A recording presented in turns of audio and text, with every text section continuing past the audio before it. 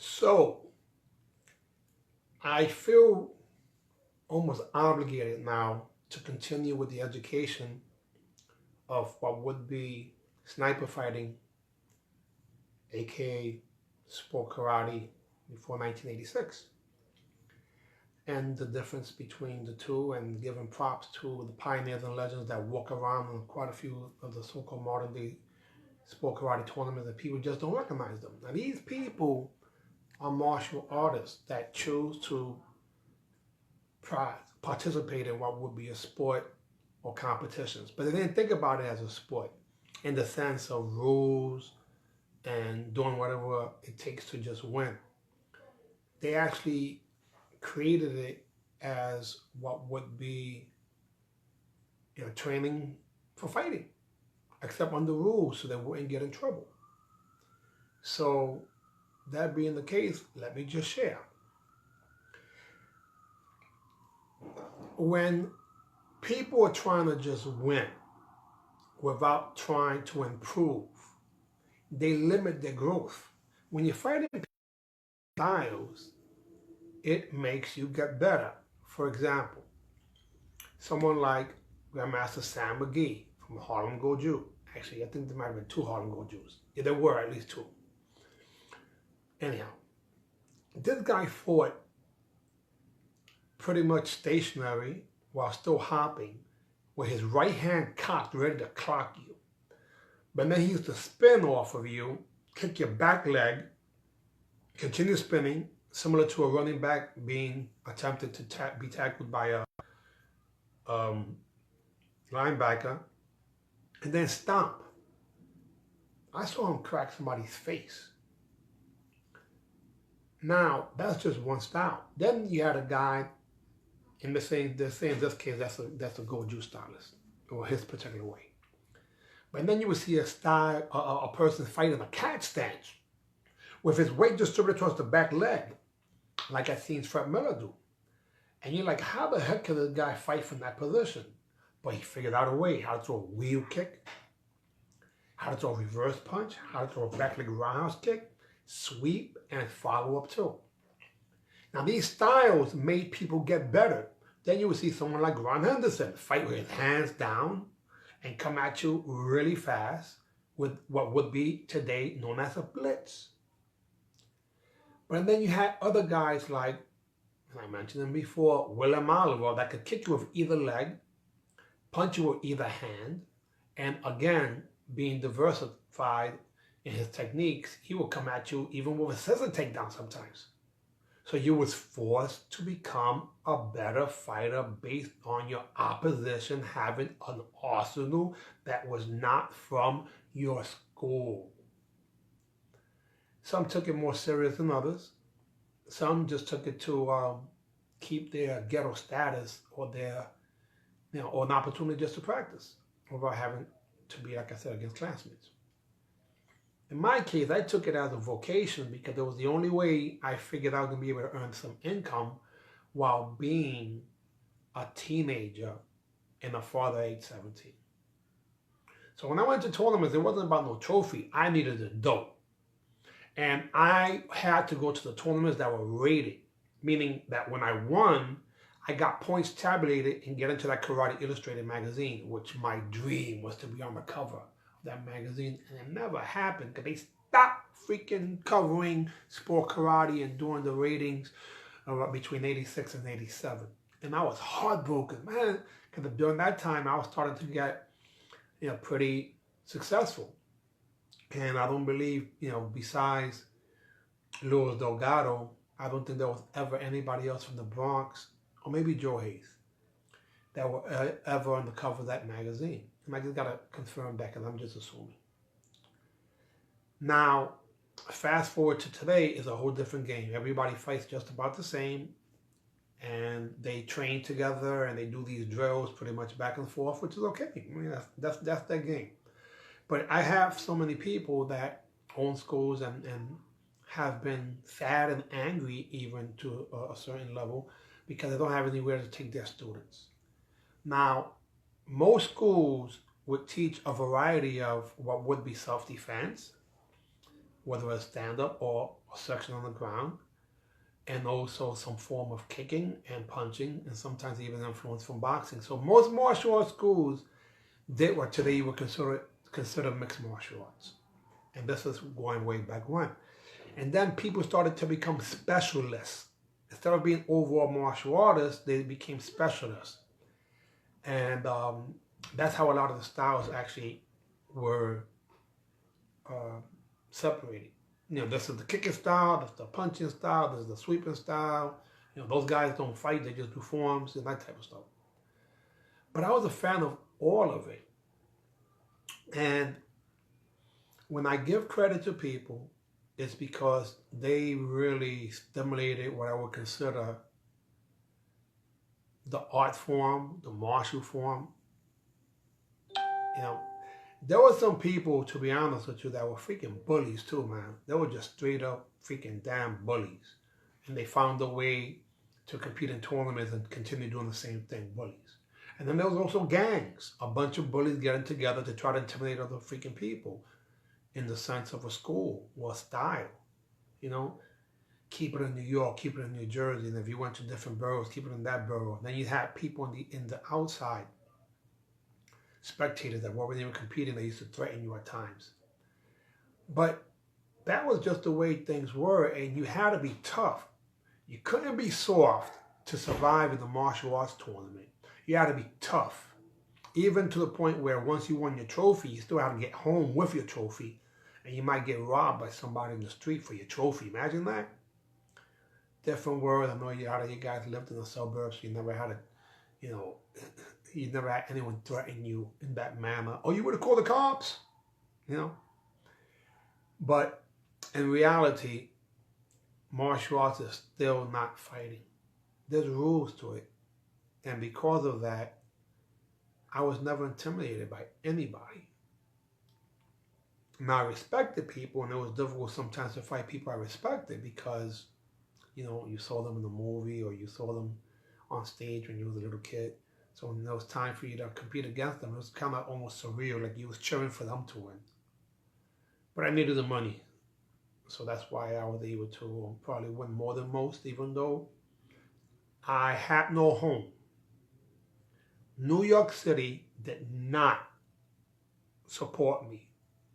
Not one bit. Because I felt like I was from another area. As they call it, oh, that's the Hollywood flick thing. Like they've been to Hollywood. Then when I went out of state, it was difficult too because I'm the New Yorker.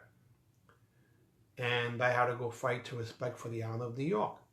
In the meantime, Region 11 was a hardcore, didn't take to even wearing equipment until many years after. Never learned how to blitz until I taught people after I learned from Billy Blanks. And there was a world in itself. Now you would think that the best fighters came from New York. And some did, but not everybody. You know, people talk about how, you know, they were in tournaments, and I remember a lot of these people getting their butt whooped by a bunch of polite people too. In other words, just because you had the attitude, that didn't mean that your skill set matched with it. And I really appreciated people who literally were gentlemen because they showed, like what I was used to, that there was honor and respect as opposed to intimidation. Never been a fan of the bullies. So I in particular, when I would see someone who was a bully, I'm like, wait until I compete against that guy. I'm going to beat the crap out of them. Only because they were taking advantage of somebody.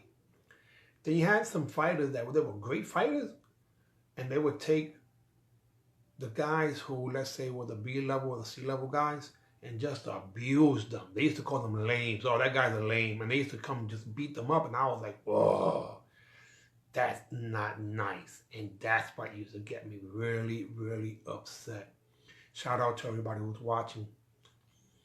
And I apologize, guys. The only reason I don't respond on a consistent basis is because people chime in all the time and I lose my focus. But I do always appreciate and I always respond after the video. But again, what separated martial arts to me from boxing was the kicking. So I've always been a fan of kicking. Just put a clip, if you see down there, there's a clip of the movie, the final fight scene of the 5 Deadly Venoms. And my favorite one, even though he was the villain, was Scorpion. Because again, his kicking was completely different from the rest of the guys. When they threw kicks like front kick and roundhouse kick, he was doing side kicks and spinning hook kicks with an extension. And that was like, wow. I wanted to be like that. I still want to be like that. I still want to be like Bruce Lee. What I'm going to do today is, and people quite often ask me, what movie was your favorite martial arts movie? And that answer used to be really easy. It used to be Enter the Dragon, and I have to say used to be because, and it was influenced by some remakes. If you see the movie Chinese Connection, originally known as Fist of Fury, but we knew it as Chinese Connection in America, Bruce Lee goes insane. Why you kill my teacher? Why? And the fight scenes there were incredible. But then there was a remake by Jet Li called Fist of the Legend. And oh my God, it was just as good, if not better. But the fight scenes were incredible again. And then there was one called, it might have been Legend Fist or something within those lines, by Donnie Yen, his version of it. And the same thing. Same character, same movie, 2 remakes from the original, Fist of Fury, Fist of the Legend, I think Legend Fist. And each of them were just so incredible that I'm going to watch the other 2 today. Donnie Yen and also Jet Li's, because I just last week I shared some of it, of Chinese Connection. That's what I still call it. But Fist of Fury.